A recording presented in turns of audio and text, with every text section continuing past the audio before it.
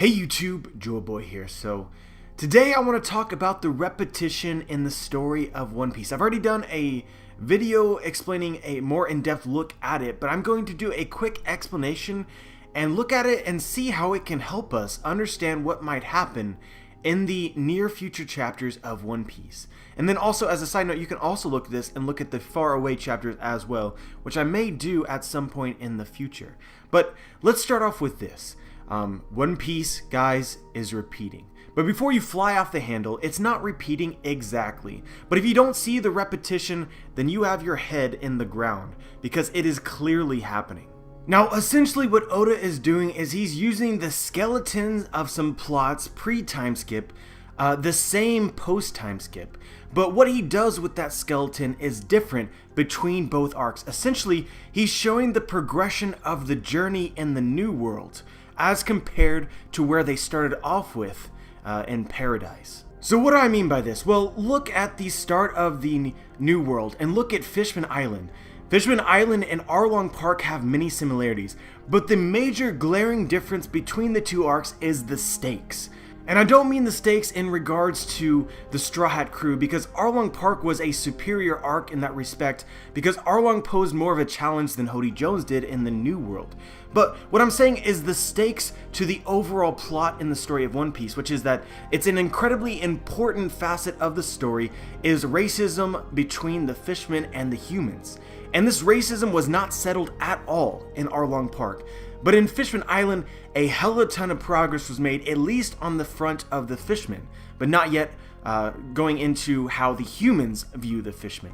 So essentially what these two arcs allow you to do is visualize the difference in really how much the Straw Hats can affect the world. Going into the Dressrosa arcs, many people have pointed out the similarities between the Dressrosa arc and the Alabasta arc. If you're not aware of some of these similarities, I suggest that you look it up because they are plentiful and more than I'm going to talk about in this video. But essentially, the plot of Dressrosa is a Shishibukai has taken over a country and dethroned its king and enslaved its people. And now compare that to the general plot of the Alabasta arc. A Shishibukai attempts to dethrone a king, take over a country, and enslave its people. So there are definite similarities, but you can see the progression of the story in terms of the Dressrosa arc. The Dressrosa arc is basically a what-if scenario, if the Straw Hats had not intervened and stopped Crocodile from taking over Alabasta. So these arcs are not exactly the same, but they possess similar skeletons in terms of plot. And so now talking specifically about Whole Cake Island, many people have noticed the similarities between Whole Cake Island and the Water 7 Enies Lobby arc.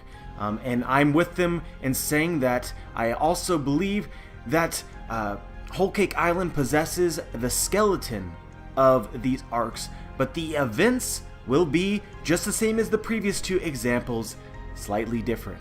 But before I talk about the similarities, I do want to say that I believe that Whole Cake Island also has influences from Thriller Bark as well. So it would be Water 7, Enies Lobby, and Thriller Bark. But the shades of Thriller Bark seem less strong to me than the Enies Lobby influences, and so I will not be talking about them in this post, but already we have seen some similarities with the trees from Whole Cake Island being similar to the trees in Thriller Bark. In addition to this, there's a whole theme of wedding in Whole Cake Island, which was shared with Thriller Bark, so there's definitely influences there as well. And we can't forget that Gecko Moria's Shadow Fruit has many similarities to Big Mom's Soul Fruit. The most obvious of which is it allows both people to create life that should not be alive. So now let's talk about Whole Cake Island versus Water 7 Enies Lobby. So if we break down Enies Lobby as simple as possible, we're left with this plot. A Straw Hat crew member leaves the crew due to pressure from a force that is connected to the world government. In this case, it was CP9. But in Whole Cake Island, this force is the Vinsmoke. It's also interesting to note that in the Enies Lobby and Water 7 arcs, there was initially revealed to be two potential enemies of that arc. First, we were led to believe that Frankie would be the enemy, and then afterwards Frankie became a friend and the true enemy was revealed to be CP9. And so you guys will know that I believe Whole Cake Island will be the same. Big Mom, although initially portrayed as a potential enemy, I do not believe will be the enemy. I think that it will be the Vinsmoke. And then of course we can't forget that in the Enies Lobby arc, the CP9 gave handcuffs to Nico Robin that the Straw Hats had to go to great lengths to try to remove, which is pretty much what's happening in Whole Cake Island right now with Sanji having handcuffs that, if he escaped without removing them, are supposed to explode. But I think many people understand this at this point. The memes have already come in. Sanji, I want to cook! But as I've already intimated to you guys, the plot does not repeat exactly. Oda takes the same skeletons of the plots and then progresses the journey in some way. Here's how we were, and here's how we are. Arlong Park versus Fishman Island. This is how much we can change the world now that we're strong. Alabasta versus Dressrosa. Our enemies are stronger and crueler, and we can no longer actually save the people from the harm that they will come to because it's already befallen them. Enies Lobby versus Whole Cake Island. There will be times where the integrity of the Straw Hat crew is compromised, and due to various situations, a Straw Hat crew member may feel compelled to leave for the protection of the crew as a whole. And in Enies Lobby, Robin learned that she didn't need to do this because Luffy and her crew would not stop to save them for anything. They would not stop until Robin was back in the crew. And so, they saved her. And in Whole Cake Island, Sanji feels that he needs to leave the crew in order to protect them. And he found out just recently that even despite his words, the Straw Hats are still going to track him down and try and save him as well. But I believe there will be one huge difference between the Enies Lobby arc and the Whole Cake Island arc, and that is Sanji will save himself. Which is why Luffy said that he will not try and go after Sanji. Luffy said that he would wait there for Sanji to return. Now, just because Luffy is waiting there does not mean that he won't have anything to do with the story for the rest of the Whole Cake Island arc. But I do think that Sanji personally needs to handle his family problems with the Vinsmoke. So this is how I see it, guys.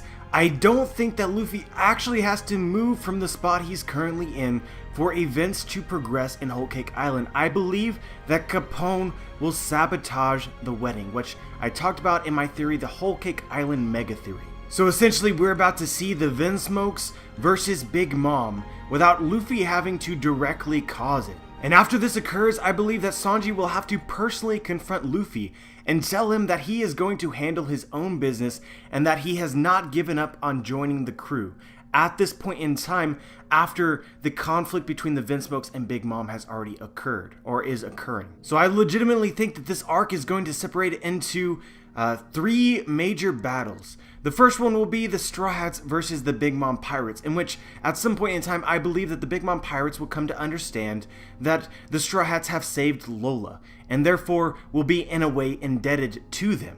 And then on the flip side, we have Sanji versus the Vinsmokes. This is Sanji's problem. Sanji needs to handle this himself.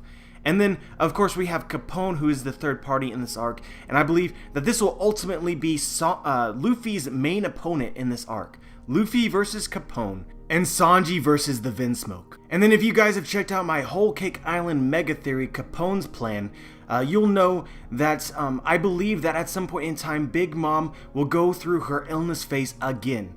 While the Straw Hats are actually on Whole Cake Island. She may in fact crave the wedding cake, since I believe it is definitely possible that the exploding box will come into the story and potentially even destroy the wedding cake. And so while all these distinct fights may be going on, Big Mom might be taking on anyone and everyone pursuing the sweets that she desires that she may not be able to get in time, and that would come to potentially Chopper and Caesar's role in this arc, attempting to cure Big Mom. But yeah guys, it's supposedly the year of Sanji, and I've seen some discussions on this topic, and it really seems like we really just got into the true year of Sanji late in 2016. And so I feel like the true year of Sanji actually began a couple chapters ago. So going into early 2017 will still be the year of Sanji.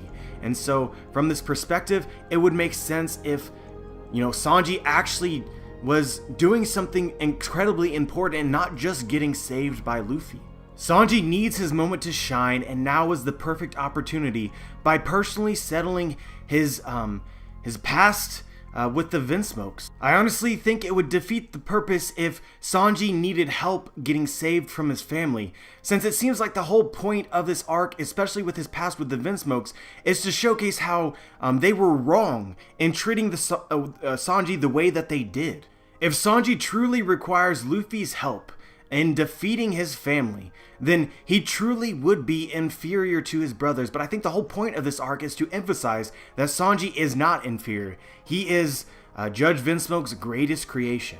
And I think he needs to personally prove that to all of his family, every single one of his brothers, and specifically his father, by himself. But yeah, guys, that's all I got. Let me know what you think about this video. Let me know if you have any evidence that supports it that I haven't mentioned in this video, or if you have evidence that contradicts it in some way, or another perspective that you would like to share.